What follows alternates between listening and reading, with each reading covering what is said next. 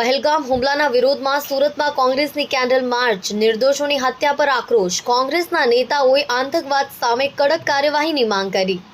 પહેલગામમાં નિર્દોષ પ્રવાસીઓની ક્રૂર હત્યાના વિરોધમાં સુરત શહેર કોંગ્રેસે ગુરુવારે સાંજે મીણબત્તી માર્ચ અને શ્રદ્ધાંજલિ સભાનું આયોજન કર્યું હતું. કાર્યક્રમ દિલ્હી ગેટથી શરૂ થયો. સુરત રેલવે સ્ટેશન સ્થિત સરદાર પટેલની પ્રતિમા સુધી આયોજિત કરવામાં આવ્યો હતો, જ્યાં મૌન પાળીને શોક વ્યક્ત કરવામાં આવ્યો.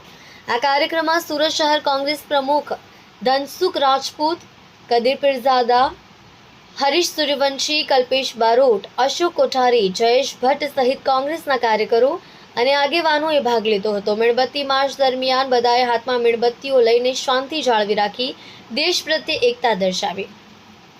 કોંગ્રેસના નેતાઓએ આ હુમલાની કડક નિંદા કરીને કહ્યું, પહેલગામમાં આતંકવાદીઓએ જે ક્રૂરતાથી નિર્દોષ લોકોની હત્યા કરી છે તેને સમગ્ર દેશને હચમચાવી નાખ્યો છે.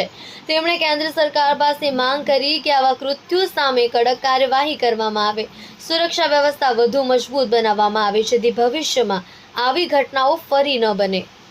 કોંગ્રેસના આ શાંતિપૂર્ણ કેન્ડલ માર્ચમાં સામાન્ય લોકોનો પણ ટેકો જોવા મળ્યો. લોકોએ શહીદો, મૃતકોને શ્રદ્ધાંજલિ આપી. કાર્યક્રમના અંતે સરદાર પટેલની પ્રતિમા સામે મૌન પાળવામાં આવ્યું. પીડિતોના પરિવારો પ્રત્યે સંવેદના વ્યક્ત કરવામાં આવી હતી. કલ્પેશ રાણા સાથે જોતા રહો ન્યૂઝ 9 ગુજરાતી.